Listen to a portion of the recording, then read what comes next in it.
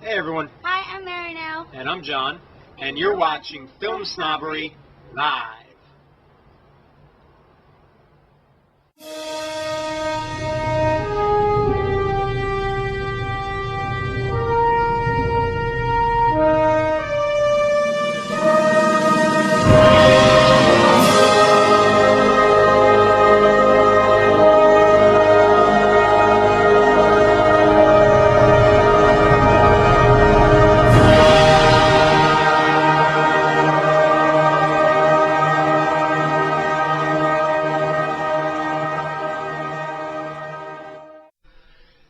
Good evening, everybody. Welcome to Film Snobbery Live. I am your host, the film snob Nic Baisley. We are back for another week of hopefully this thing not screwing up like it did last week. We have a great show for everyone today. We have a great guest, someone I've known for a little while. We're going to talk to him about, he's an actor. We're going to talk to him about his career and everything that he's got going on. And then after that, we are going to talk about our Indiegogo project of the month. We have some more big news. Film Snobbery is partnered with a new service that's out there, and I'm really excited to talk to all of you about it. It's going to be awesome, and it's going to be great, and we're looking forward to that. I'm going to talk a little bit about more about Indie Picks Unlimited a little bit more as we go through the show. We've got a little bit of discussion we're going to rock out for you guys, and then after that, that's the end of the show. What more could you want? You know, for me, come on, I'm doing this for free. All right, guys, so let's get right on into it. I want to talk to about our first guest. He's an actor. He's in the New York area, but he travels all over the place. He does stuff. He does cool things with cool people, and he's a groovy person. He was introduced through mutual friends of ours, and I'm glad to have him on the show. Ladies and gentlemen, I want to welcome actor Jay Ferraro. Hello, sir. Hello, good sir. Nic, thanks for having me on the program. You do a great job every week here. Glad the show is back on the air. I'm really happy to be back on the air. It took kind of, it was all too, it took forever to get back, and we were trying to get things together, and I'm glad to be back, man. And glad to have you on the show, because I've been wanting to have you guys on the show, or you on the show for a while, only because you had me on something you did in the past, and I like to, repay the favor, and also you're a cool dude to chat with. So how's everything been going? Yeah, everything's been going fine, plugging along, and like we were talking about off air, when we're not keeping busy, when we're passionate, as you and I both are, we're just staring at the walls going nuts, and if I'm not keeping busy on a day, I'm just in my underwear playing video games, so that's not really productive. Well, I mean, there's productiveness to that. I mean, I'm sure you're increasing your gamer score exponentially, but yes, I can imagine that the wife is looking at that and saying, like, shouldn't you be earning money or something like that? Yeah, that's the number one conversation we have daily. Now, I want to ask you, you are married to someone who's also in the industry with you, and do you, I find that actors especially, tend to get in relationships with other people that are also in the industry. Do you find that that's kind of like, it makes it easier because it's almost like they know what you're going through? Yeah, Nic, I think it does. I mean, I met my wife Lisa at film school at Hofstra University. We were both studying film there, both members of the Hofstra Filmmakers Club, and we actually met. I was on my way to a meeting, and she was leaving the meeting early to go catch the beginning of Lost, and we met, and we've been together ever since. But to answer your question, yeah, absolutely. The hours that I have to put in on set, the potential travel that's involved. If I didn't have someone who works in the industry and understands it, first and foremost, I don't think that person would have accepted to be my wife and put up with all the nonsense. But just the day-to-day life of I potentially have this great, I don't have it, and just being there for one another. So yeah, I mean, I think it's an excellent question, and it definitely helps that Lisa is in the industry as well. Absolutely. And now you obviously you guys both keep busy. I know she's doing a lot of her own work, but you as well are doing. You've got some great work that you're doing as well, and I want to talk to you a little bit about that, and have been doing. You've got some stuff that you just got done working with Michael Fassbender on Shame. Tell us how did you get involved with that in the first place? I mean, was the audition process, or how does that work? Yeah, I mean, I got cast as his assistant in that film, and it's directed by Steve McQueen.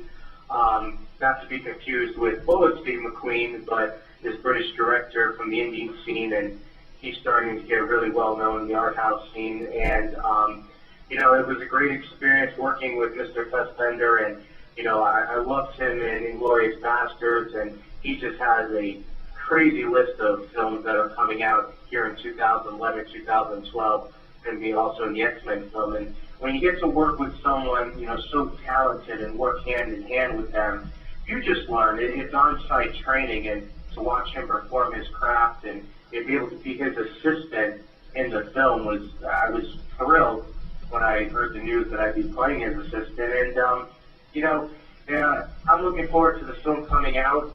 We'll see how it all plays out. And the most interesting thing about the whole process was that the entire crew, except for some of the below-the-line crew members, not saying that they're not as important, but they were all from overseas across the pond, so it was interesting to see that film dynamic as opposed to the New York, LA scene that I'm familiar with.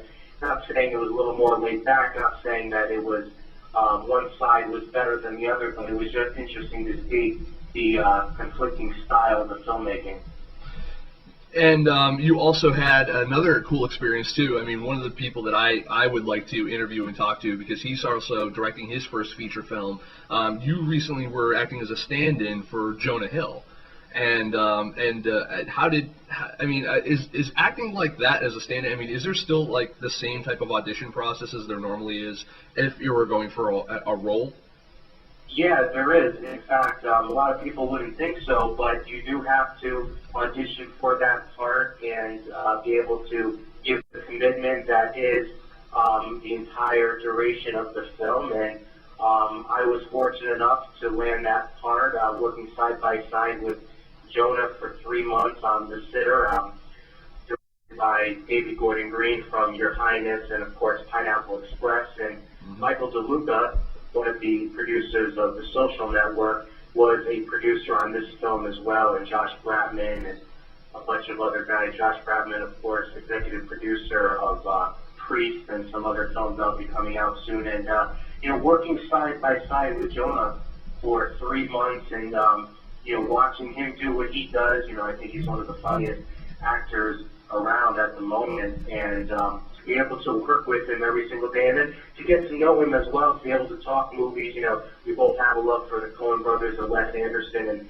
to be able to talk to him about those films and talk a little sports with him each and every day, it really was, it was a treat, to say the least. And again, not, you know, he's not just, you know, okay, you know, you kind of look like this guy, you're kind of his height, you're kind of his build, you have it. No, there's definitely a process involved, because if anything else, you know, I could show up to set and I could be Looney Tunes, and, you know, I could be someone that would, you know, be in his face 24/7. And I know production always wants to stay away from that as much as possible. Now, with working with people like Michael Fassbender, working with people like Jonah Hill, who, you know, are, I mean, they usually, I mean, let's be honest, they star in different types of movies usually, and that's not one is any better than another. They're just kind of genre actors.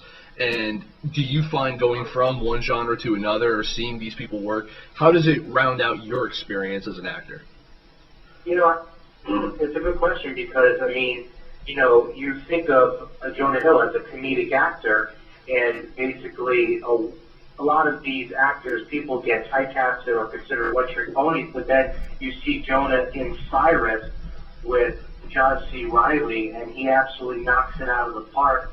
You know, it's a great film, and, you know, when you're able to see these different actors transition all these different roles, it just shows you, you know, how talented they are. And then for me, you know, my background is a comedic background. I've been involved with stand-up comedy, improv, troops, but a lot of times I feel to nail the line and hit that comedic beat is a lot harder sometimes than delivering a dramatic performance. So, you know, when you get to watch, you know, a Jonah Hill every day hit all these comedic marks, and then watch a Michael Fassbender just nail this drama, it's pretty incredible to be watching on the big screen, but when you're watching it live, and you get to just take it in, it's a whole other different dynamic. And it's really almost hard to put into words and explain. But, you know, for me as an actor, to watch all these greats perform, like I always say, it's on-site training, and, you know, you could take all the classes you want, you could spend all the money you want going to all these different seminars and taking all these acting classes, but when you get to just be on set day after day watching, you know, the best of the best doing it, you can't put a price on it. And are there any other actors out there that, you know, even if you haven't worked with them, I mean, are there other actors out there that you tend to watch a lot as you're trying to kind of get your kind of career going? Like, you watch them either from their business, from a business standpoint, or from an acting standpoint, or, I mean, who I guess do you model your career after, or are you kind of trying to go into, you know, your own kind of way? Well, I mean, I guess eventually you do kind of split off into your own thing, but I mean, is there anyone that you kind of be like, you know, like Will Smith has his stuff together, you know?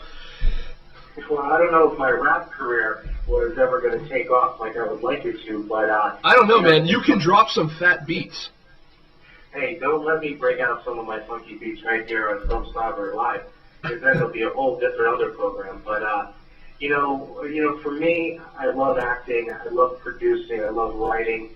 I'm currently co-writing a script, a dark holiday comedy with my wife Lisa, and I'm producing at the moment a pilot with my friends Devin Sanchez and Michael Fassbender.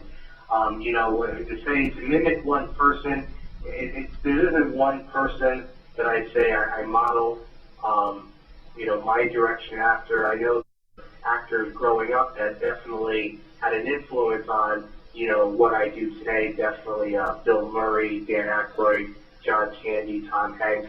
I just knew from a very young age, watching these, you know, men, you just look like they're having a boatload of fun, being hysterical, and definitely influenced, you know, me doing what I do today. But, you know, anybody in particular, no one sticks out, but, you know, yeah, respect for everyone doing it right now. But I know we talked about one-trick ponies and whatnot, but acting aside, I love producing, and I'm very much interested in writing. And let's talk a little bit about, you know, writing, producing, stuff like that. You know, do you find it difficult to make that I mean, because I know that you mentioned before the show your wife's trying to actually get into a little bit of producing as well and get into some other stuff. Do you find it hard to make the transition from one career kind of aspect of, well, one aspect of the filmmaking career to another? I mean, I know we have a mutual friend, Maria Rosolo, who she's an actress, and then she also, you know, produces and directs her own films. To me, she makes it look easy. Have you kind of had a hard time kind of just making the switch over? Have you had enough kind of behind the scenes experience at this point where you're just like, I got this?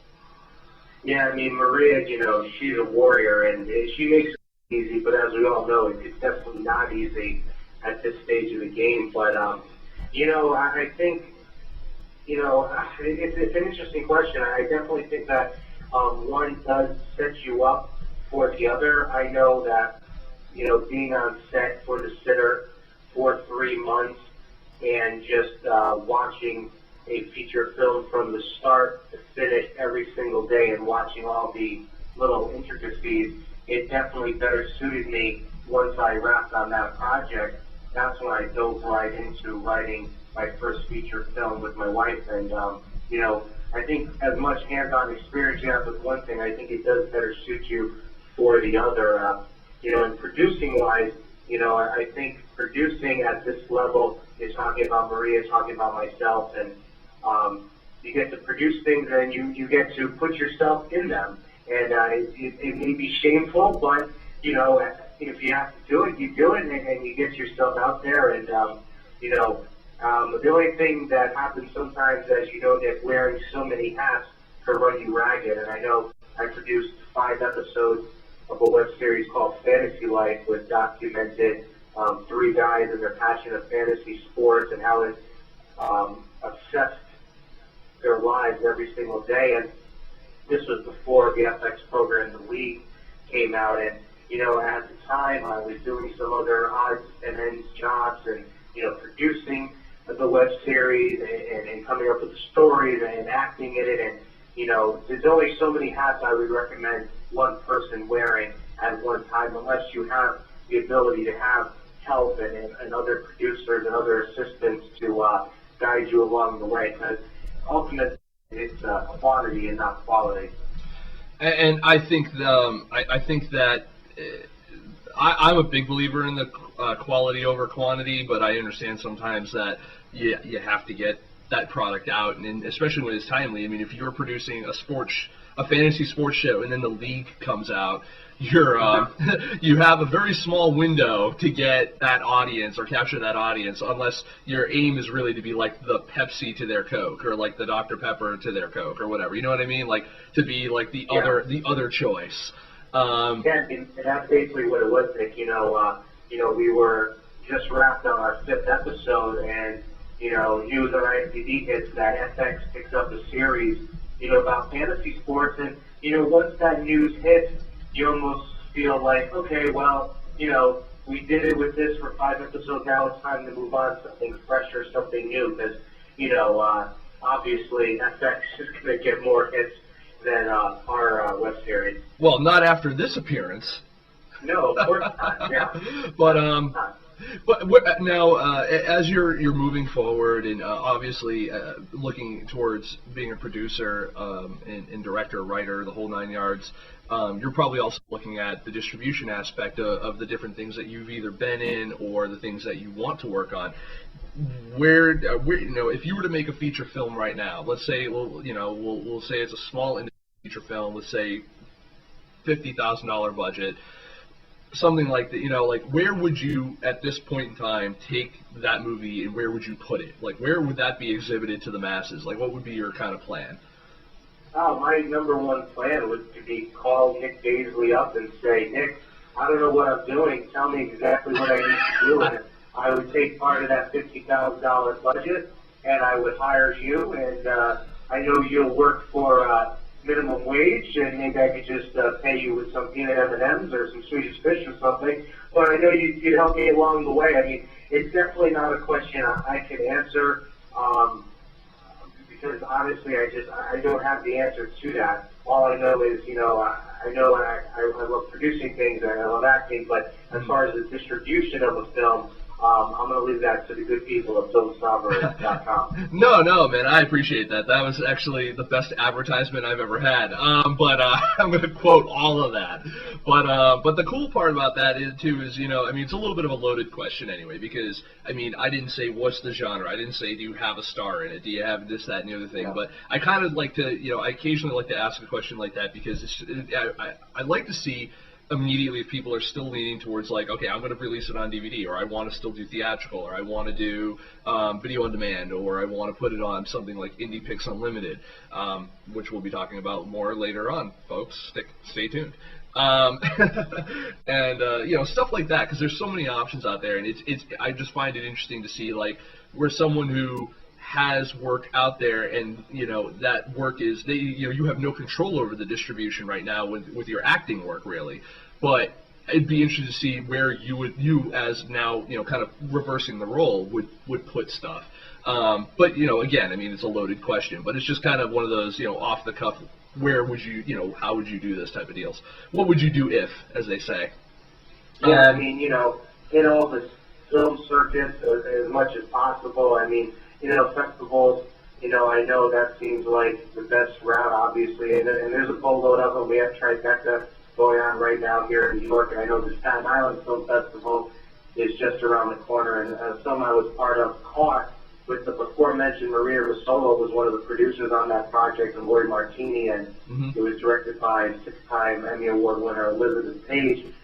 She's won a boatload of Emmys for her writing credits on one of the soap operas, and I can't think of the soap opera off the top of my head, but she directed the piece, and I was fortunate enough to work with her and work with Maria Rosolo, and that's going to be hitting the festival circuit, and I'm not sure what the budget was for that film, but it seems like just getting it out there to as many eyes as possible is the best route, and I know that's probably the most cliche thing I could possibly say, but it's almost, it's cliche, but it's almost, a truth. There's nothing you can do but just keep getting out there to as many places as possible. No, absolutely. I mean, and that's especially how actors as they're progressing in their careers. I mean, that seems to be the it seems to be what a lot of actors are doing now. It's just like, just put me in as much stuff as possible, get me out there, get my stuff seen, and then that'll hopefully get me seen by the right people. And yeah, no, I completely get it. So, we talked about your coolness with being a stand-in for Jonah Hill. We talked about Michael Fassbender and you working on Shame with him. What other projects do you have kind of coming up after this? Well, we mentioned, The Sitter, and during filming of The Sitter, Jonah asked me to be in the scene with him for the special features, which, Nick, I'm not going to lie to you, when he told me that, it was something out of a dream. I couldn't believe that he was actually, I had Jonah Hill standing in front of me, telling me, I wrote a scene for the special features, and I want you to be in it with me.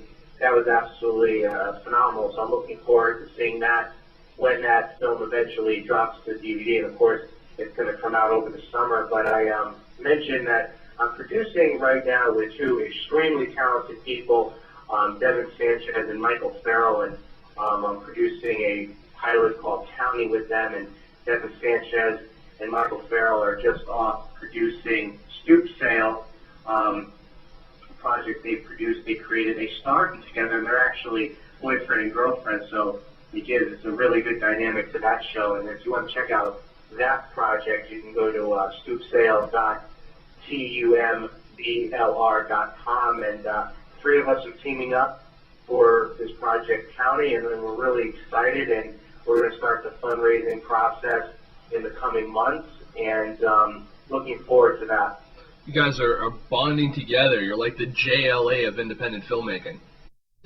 Yeah, I mean, they're a cute couple. That's all I'm going to say about that. I enjoy their company, and the fact that they brought me on their project to produce with them and to have a part in their pilot any possible way. It was just, it was really great. It was really great because they're both great people, extremely talented, and Michael Fassbender is one of the funniest men I've ever met in my entire life, and we're going to be seeing that name for many years on writing credits for shows all over television in the coming years, believe you me. Now, this whole time I'm talking to you, and actually for the entire time I've known you, which even though we've only talked, kind of very sporadically since we've met, but yeah. But every time I've talked to you, you're always so energetic and upbeat, and that is awesome. But I have to ask, how, as an actor, because I know you get this all the time, because everyone does, how do you handle rejection? I mean, do you basically get off this phone call and you just go and rock back and forth and cry in a huddle, in a corner somewhere? How do you stay kind of upbeat and how do you keep a positive attitude all the time? I mean, it just comes with the territory, and for all the good that happens, there's going to be 3 or 4 things in a row, bad that happens, and you got to take it. And if you can't handle that and you don't know it going in, you're just going to be devastated by the news. Because I mean, there are projects that come along all the time, auditions that come along, and you think you nailed it, you thought it was great, and then nothing comes. You're waiting by that phone to ring, and there's a quote that I live by, and it's Sir Winston Churchill, and he says, "Success is the ability to go from one failure to another with no loss of enthusiasm." And I'd be lying to say, when I don't get a part in something that I auditioned for, sure, it stings for a little while, but then you just stick your head back up and you just keep going, because sulking's not going to get you anywhere, and no one's going to feel sorry for you, because you hear on FilmSnobbery Live, you're talking to one actor in a sea of actors in New York City, but I just stay upbeat because I have this passion, Nick, for acting and producing and just filmmaking in general that I don't have for anything else in my life besides being a husband and just starting a family one day with my lovely wife Lisa. So I just keep going, but no, I'm not going to cry when I get off the air today. I mean, I may cry a little bit because our quick buddy Jerry Cavallaro seems that he's too good for us to co-host this program tonight with you. But other than that, just keep plugging away. And you stay upbeat and, you roll the dice and see what happens. That is correct. Jerry Cavallaro, co-host Jerry Cavallaro, is not with us tonight. He's actually hanging out in New York City at Tribeca, partying it up with all of the who's who of New York City. But I think Jerry figured it was okay to let him slide on this one because he's like, well, Jerry's going to be on the show because I don't know how many of you guys out there know, Jay actually auditioned for the role of Jerry for Jerry's movie Get Stuck, and he got the role based upon actually I had sent right after I met you, I immediately said, Jerry, you have to talk to this guy Jay Ferraro because Jerry's calling in right now actually. Oh, look at this guy. Oh my God, this guy over here. Let's look. Yeah, look at this guy over here. Hold on a second. Is this Jerry Cavallaro? No, this is Jay Ferraro. That's an imposter. That's an imposter. That is an imposter. I don't know. I believe I have the real Jerry Cavallaro, the real Jay Ferraro on the line here. Yes, Jerry, you caught us in the middle. I don't know if you were able to catch any of the show because Justin TV is being a little crappy tonight, but we were literally just talking about how I introduced you to Jay and he auditioned for the role of, you in Get Stuck. Yeah. That was very fortuitous. The one good thing Nick has ever done. They were all cursing your name out in the chat room, by the way, Jerry, because you'd been in Tribeca and you weren't here first off. Well, I made it, and they're gone. So you did, sir. And say our guest Jay Ferraro is on as well. You feel free to say hello to him, or not. I'm angry because he bailed on me for lunch today. Jay bailed on you for lunch today, Jerry? Yeah. No, I'm not angry. But yeah, we were supposed to meet in between movies, and he couldn't make it at the last minute, but it's cool. Yeah. We'll try to set it up for some other day while I'm at the festival. Well, Jay, let me ask you real quick. Jerry was off at Tribeca here, and how do you feel about film festivals? I mean, as an actor, is there still a lot for you to do there, even though, it's really, I find that film festivals are geared a lot more towards filmmakers and obviously film audiences, but not so much actors and actresses. Do you kind of find a place to muscle yourself in on there too? I enjoy going to them more to see other people's films than actually to see anything that I'm a part of, because a lot of times, I gotta be honest, I don't really tend to, care to watch myself in certain projects that I'm a part of. It's kind of weird to watch myself, and I can only see myself, so I'm not really interested in that aspect of it. But to be at these events and to be able to talk to other filmmakers and, get their sense of what they have to go through and just get to be in that whole environment with other people that are passionate is something that I enjoy. And just look, what was it now, maybe 2 years ago, maybe it hasn't even been that long, there I am just at a film festival with my wife, and here comes Nic Baisley with his beret, walking down the hall, and before you know it, you and I are having, dinner out with Maria Versolo, and then all of a sudden, hey, you should audition for Jerry, film, and I auditioned, and now Jerry and I are friends, and it's just how it works, and that's why those events are fun, more so than even seeing anything on the screen, just being able to just be in this community of all these talented and passionate people. Because, if you're submitting your film to a film festival and you're going through all those motions and you're doing all the Indiegogo campaigns and you're pumping everything out on all the various social media sites, you're serious about your craft, and those are the people you want to surround yourself with. And side note, Jerry, sorry I couldn't meet you for lunch today. Okay. So what I want to do right now is, because we're getting kind of at that part of we're at like the midpoint of the show, what I want to do real quick is I'm just going to throw in a quick ad for our good friends over at Wirecast. When we come back, Jay, if you want to stick with or not, it's up to you, but we're going to talk about our Indiegogo project of the week, and then we're going to we got a few other things that we're going to talk about to you folks out there, including Indie Picks Unlimited, and towards the end of the show, I'm going to talk to Jerry and just see how his first night, this was your first night, Tribeca, right? Yeah, it officially started yesterday, but today was the first day I was there. I've been there all day. All right, so we'll talk to Jerry about his experiences there, and if you want to chime in at all and do anything, Jay, you're more than welcome to stick with us. It's up to you. Yeah, Nick, I'm going to actually jump off the line. I have an early call time in the morning, but, thanks so much for having me on the program today. I really appreciate talking to you, talking about film with you. I could talk movies with you all day. Last time we were both doing this, we talked about Ghostbusters 3 for, I think, about a half hour, just you and I. Yep. So, yeah, enjoyed being on. Thank you so very much. Like I said, you guys do a great job here. And, Jerry, always nice to talk with you. Yes, because Jerry is awesome occasionally. And I'm sure you guys will talk more. Nick. I'm sure you guys will talk more soon, and we'll on that note, what we'll do is let's go to we'll say goodbye to our guest Jay Ferraro, actor Jay Ferraro, possibly producer Jay Ferraro, and when we come back from our little sponsor break, we'll talk about our Indiegogo project of the week, Zero Charisma.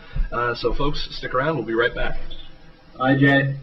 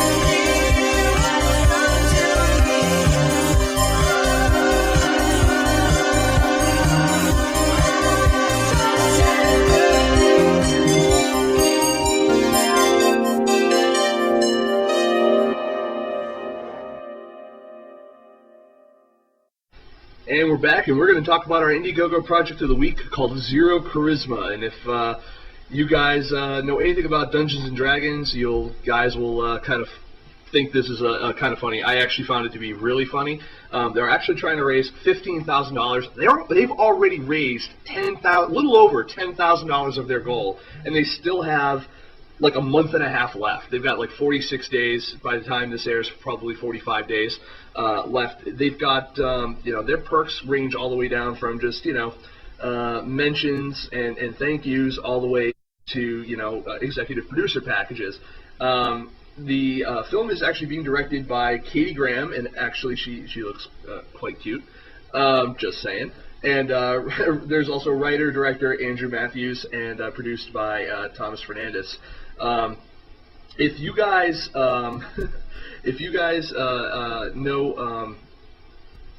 anything about kind of movies like this that kind of focus on kind of geek stories and stuff like that, Jerry Cavallaro is really good at writing movies about kind of awkward, geeky people, kind of doing kind of cool things. You'll really appreciate Zero Charisma. The tagline is an comedy about the greatest dungeon master ever. And for some reason, I don't know, that really resounds with me. So hopefully we can give them a bump or two. I actually want to go ahead and I want to play their pitch video, because their pitch video is basically an extended trailer. It's about 3 minutes long. So I'm going to actually let it play all the way out. I want you guys to kind of see it, enjoy it, love it, live it, learn it. And again, we always say every week here, if you can't give money, completely understandable, give time. Give it a tweet, give it a Facebook like, post it, on your website even. You can either, post the widget that they have, or you could just post a link to it, blog about it, talk about it, the whole 9 yards. Every little bit helps. Words matter. So I'm actually going to go ahead, I'm going to cut over to their trailer, and I'm going to, we'll go from there. So if you hold on, I will get that going. I'm Sans director tonight, so it's a little difficult for me to to get everything working. But all right, here we go. We'll be right back. You won't be able to hurt me, okay? I'm gonna tighten my abs. It protects my organs. Now hit me. No. Hit me. No. Come on, hit me. No. Do it. Yeah. Oh. Oh, I'm sorry. What the hell? I'm sorry, You Scott. didn't say that hard. Scott is the greatest dungeon master ever. His commitment, his attention to detail, his passion, his whole life is Dungeons and Dragons. Whoa. Okay, -2 for a half action plus a regular action, but cancel that with a charging bonus, and you provoke an attack from this opponent. Martin, you're still healing. Everyone roll initiative. D&D is not just a game. Real jousters would never wear that kind of armor. That's Renaissance style armor. Just saying. I already had the Dumbledore toy. Can I get a different one? It's communal storytelling. Who put the Spider-Man number 16 with the X-Force storyline? I know they had a crossover, but... Scott, you don't work here anymore. It's a reawakening of man's oldest traditions. I weep for the women of your generation. You think your Xbox can do that? I don't have an Xbox. The question was rhetorical.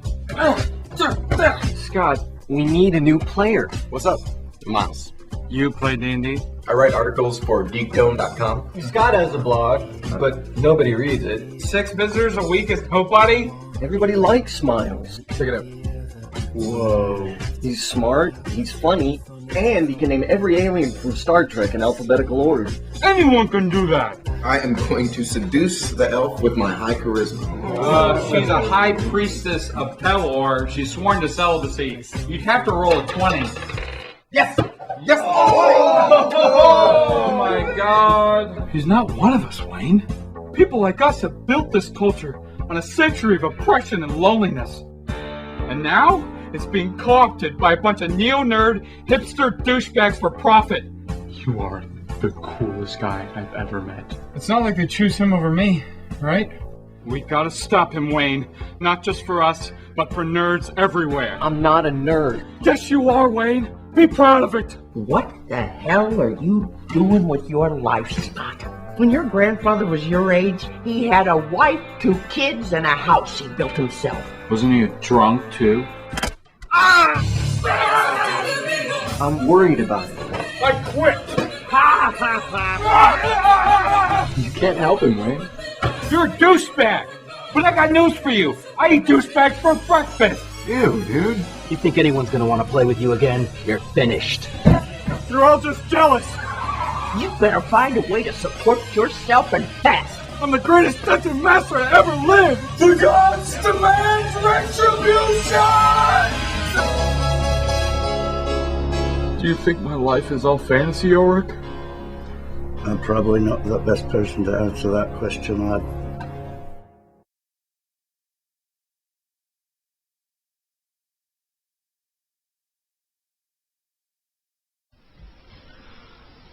And that, folks, was Zero Charisma. You can go check them out on Indiegogo. They are indiegogo.com/Zero Charisma Movie. I picked this movie as I pick every movie every week.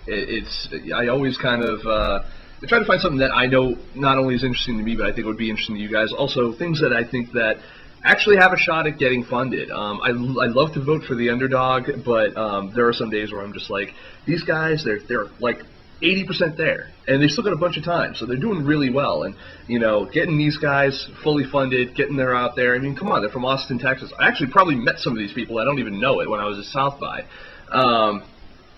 I think that getting these out, funded, getting them out there. I think that that's important. I think it's important for people who are trying to raise $2,000. It's just as important as people who are trying to raise $15,000. I think that everyone deserves a shot, and these guys are really close. So and this looked really funny and fairly well shot. I was actually, and the performances weren't half bad either in the pitch video. So I'm just really excited to share that with you, and I actually am really excited to share something else with you guys out there.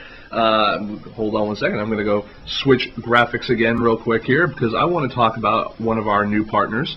Over at indiepix.com, or actually it's indiepixunlimited.com. IndiePix Unlimited is actually the new streaming service offered by IndiePix. It's actually really cool. Kind of think of it as like a Netflix for independent films. You can actually use the link on FilmSnobberyLive.com. If you're on our site right now, you see below me there's a banner, and you can click on that link. And that actually, once you go there, you can sign up for your 1 month free trial. They're actually cheaper than the streaming service that Netflix offers. I think mine is $7.99 or $8.99 or something like that a month. Theirs is just $7.95 a month, and you get a whole slew of independent films. And I've browsed through their selection myself because I'm a member, and they've actually got some pretty decent flicks up there. Some of them I've already seen, a bunch I already haven't, and with what they've opened up with now, they're expected to get by the end of the year over 1,000 independent films up there. And by the way, did I mention filmmakers get paid? Filmmakers do get paid for when they sign up and have their movies on IndiePix's service. Hopefully, we'll be chatting with them a little bit more going forward as to how everything works and maybe a little bit behind the scenes and what goes on with IndiePix Unlimited. But again, you can go to www.indiepixunlimited.com. Get you can watch indies instantly. And like I said, sign up for their 1 month free trial. 1 month free trial, you've got nothing to lose. Maybe you find some movies that are, maybe you'll find some of those movies that Netflix hasn't been offering, and neither is Hulu or any of those other services that are out there. Because I find it really frustrating, especially recently, because I specifically don't have the DVD shipping on Netflix anymore. I only have the Instant Watch.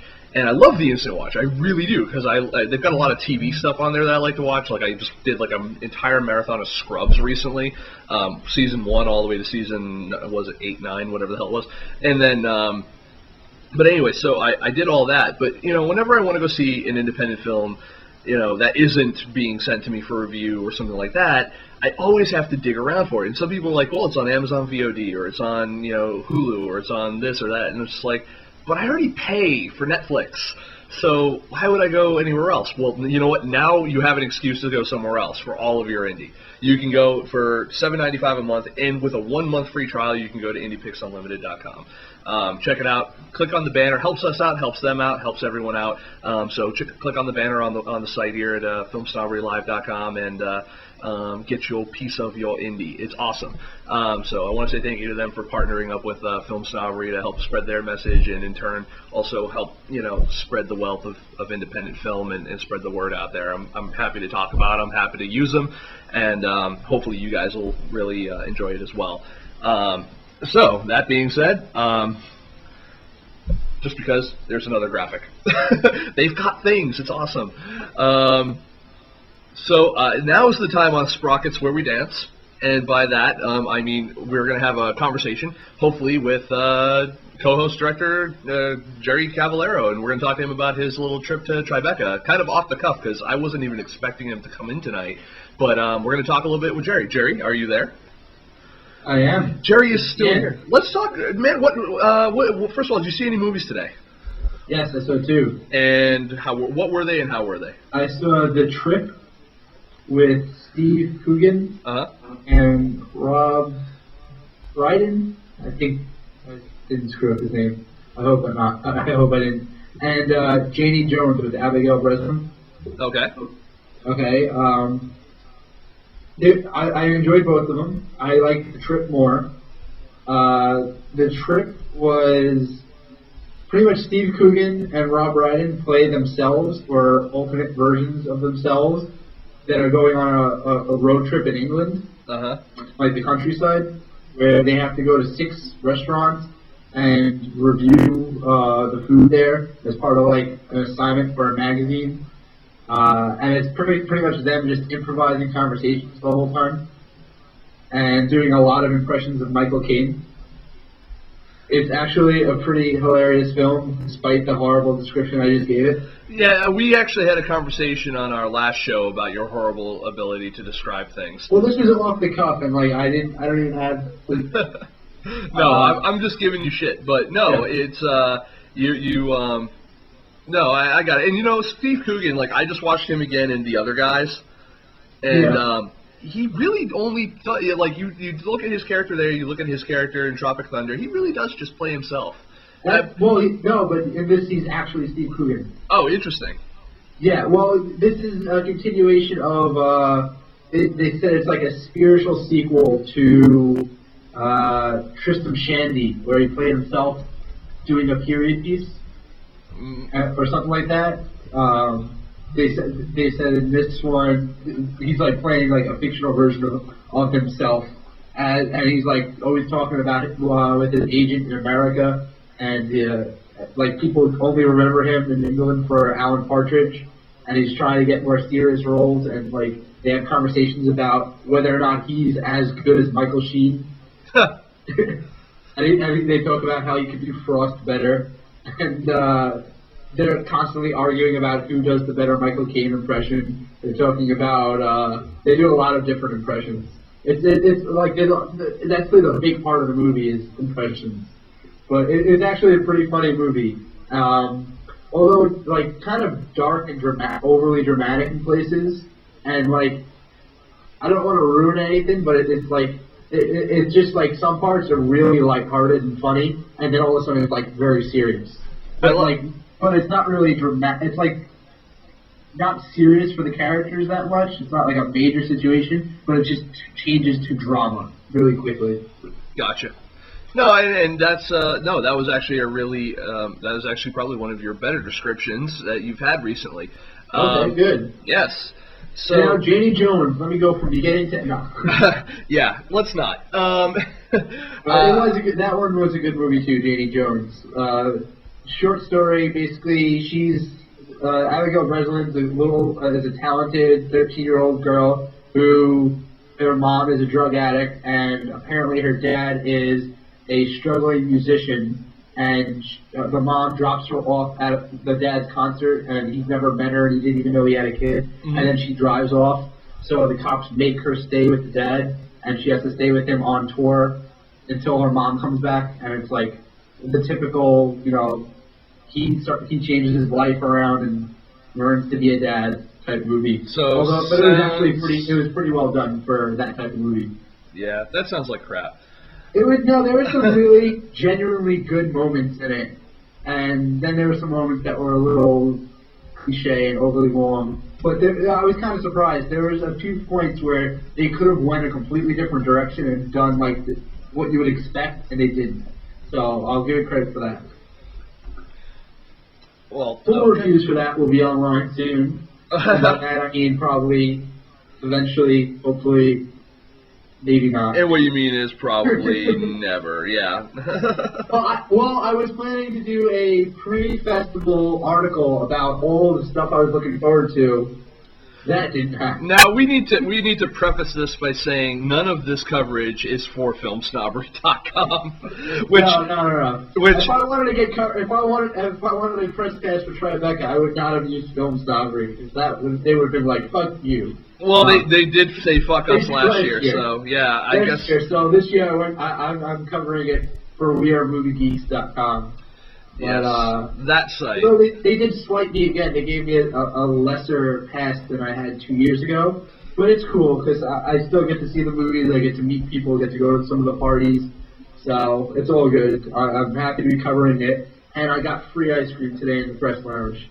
Well, look at you. And we all know that Jerry is all about the freebies. Oh, yeah. I had a free fiber bar because it was free. And it turned out to be delicious. So I'm hoping there's more. Because like no one was touching them because it's like a extra healthy fiber nut bar thing, and like that was like the only thing left at the end of the day. They had like some Chinese food and dumplings and stuff that was gone within an hour, and the fiber bars were like there till the end of the day. And I took one. I was like, what the hell? I'll try it, and it was delicious, and I was surprised. So. I was like, wow, this is actually pretty good. Well, let's talk a little bit more about, something going a little bit more to not only, I mean, obviously you're talking about your experience there, but I don't think that your fiber bar experience is kind of what I'm looking for. I'm guessing, did you get a chance to... I'm disappointed because they don't have Snapple this year. I was more about film and stuff. Yeah, well, let's talk a little bit about, did you go to any of the parties tonight? I didn't get invited to any of the parties, but I did go to. I thought you said you got invited to like a bunch. Well, I got invited to a bunch, but none of the ones tonight. And I'm seeing on Twitter on like the Tribeca Film Fest, they're posting like links. They're posting pictures from the Magnum ice cream party. I just told you how much I enjoyed the ice cream, and I took 3 bars. And I'm probably going to take more tomorrow. And there was an entire party that I was unaware of, but they're posting pictures, and it's like Rachel Bilson at the Magnum party. And I'm like, I didn't even know she was there at the festival. I didn't see her. Well, see, but there's a party going on right now for the ice cream company. This is why what I do at film festivals is I buddy up to like the festival volunteers and like the people who work like within the festival, like I did with our good friend Kelly Dare over at South by Southwest, who kind of like led me through, you know, all the cool stuff at the festival, and she recommended, she's like, you're going to the party tonight, right? And I'm like, well, which one? Well, that's the problem though. Here, there's so many parties going on at different, like, and almost none of these parties are going on at Tribeca. They're all going on like at other locations, and like I don't even know where this party is. There's a party that I was invited to tomorrow. That's like 25 blocks away from the festival. And so it's like it's all over the place. Like it really is supposed to go all around the city. But I did go to, I guess you can call it a party. It was more like a reception. It was in the lounge. So, and they just like took the drinks away and then put out alcoholic drinks. So it's like they switched it up a little bit. And but I got to talk to Alan LaFave, who is the festival director for the Hell's Half Mile Film and Music Festival. We were waiting outside for the party to start because they closed the lounge at 5, and then 6 o'clock they reopened as the party, as reception for the opening night reception at the Filmmakers Lounge. So I'm waiting outside because it's like the guy comes out and goes, "We'll let you all in 4 minutes." 4 minutes. So we're like, okay, you can't wait in there, but okay. I was gonna say 4 minutes. 4 minutes though seems like a very specific amount of time to wait. Yeah, I know. Well, actually, he came out and he goes 5 minutes, and then he looked at his watch. Actually, 4 minutes. We're like, okay. So I'm standing there, and then he's just like, Jerry Cavallaro? And I was like, yeah. And he goes, it's Alan LaFave. I'm the festival director for the Hell's Half Mile Film and Music Festival. And my film played there about a year and a half ago, I think. It was October 2009. Right. And I didn't go to the festival. I couldn't make it. It's in Bay City, Michigan. I couldn't afford the trip, and it was right before the Orlando Film Festival, so I wasn't able. I definitely would have been able to go to both. And, so what you're saying is that you chose Orlando over Michigan? Well, it would have come out to about the same money, but Orlando was a longer festival. Orlando gave me free passes to Universal Studios, and Orlando is Orlando, and this was basically Michigan. However, I wish I could have gone to both. I really do, because I talked to a few of the people that did go to the festival, and they absolutely loved it. They said it was one of the best festivals they've ever been to. Scott Storm actually said it's one of the best festivals he's ever been to. And if anyone knows the name Scott Storm, there's a good chance that you've seen Official Rejection. He's the main subject of that movie, and it's all about film festivals. So he should know what are the good festivals. And he loves the Hell's Half Mile Film and Music Festival, and he raved about it to me. He was just like, "You really should have came to this." So I really wish I could have went to both. And now after talking to Alan, he was telling me like all about the festival, how they're planning to what they're planning to do this year. The previous year, 2010 festival was much bigger than they expected, and they said it was a great turnout. Next year they expect to be even bigger. They have some really great stuff going on. They have like a whole street festival that they're planning. That like it's gonna be an open street festival, and then from there they're gonna it's gonna lead into the opening night of the festival of the actual films, which that's pretty cool. And it was just great talking to him. We were talking.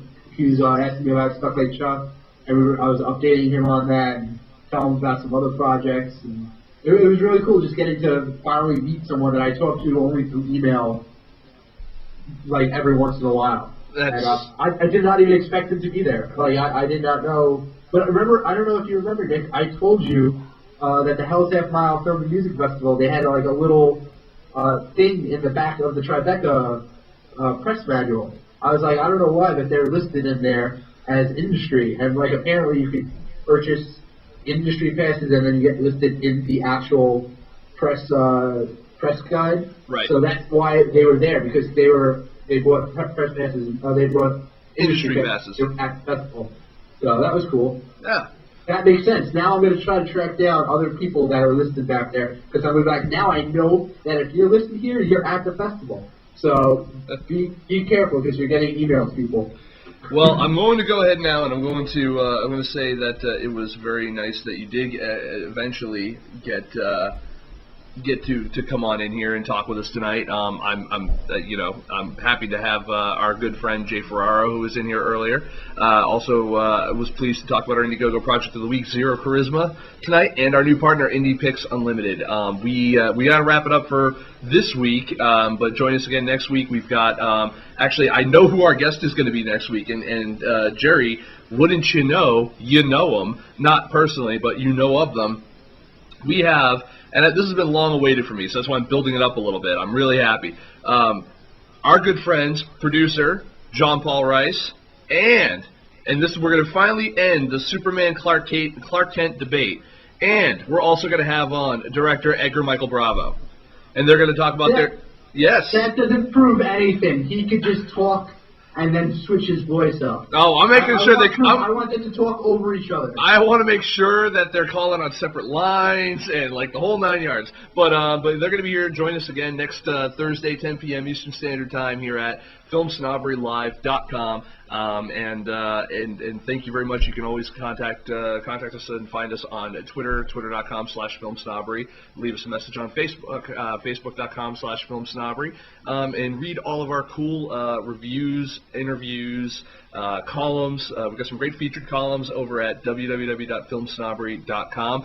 We've got, I want to say a shout out to one of our newest writers, Benjamin Corman. He's reviewed a couple of films for us recently. He's got a couple more coming, and we actually just put a call out on Twitter for some new writers, and we got a lot of people that answered, so we'll see how many people actually end up submitting things and becoming part of the family here.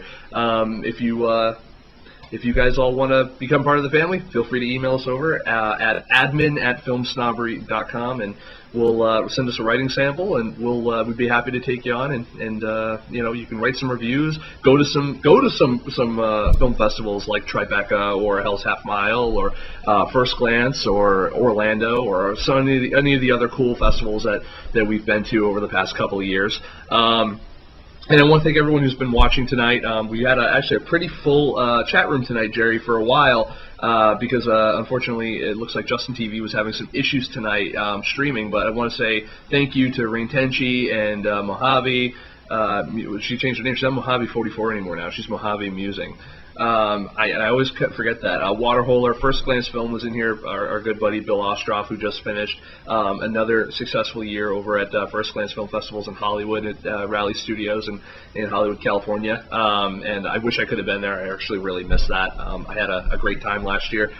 For any filmmaker looking to submit there, that is definitely a film festival worth submitting to. I even, for my screening series, have picked things that they've officially selected as well in the past. It's a really great festival, great people. Usually they get really great films, great filmmakers showing up. It's always a great party. And I met Nathan Fillion and Seth MacFarlane last year, so you never know who you're going to run into.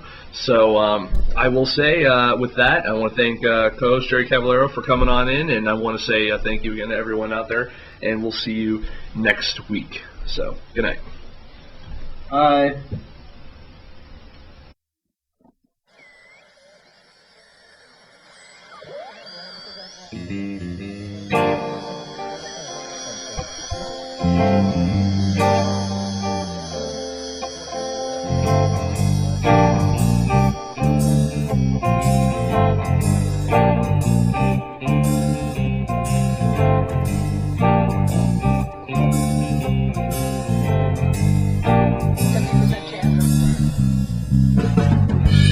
Stay so wise.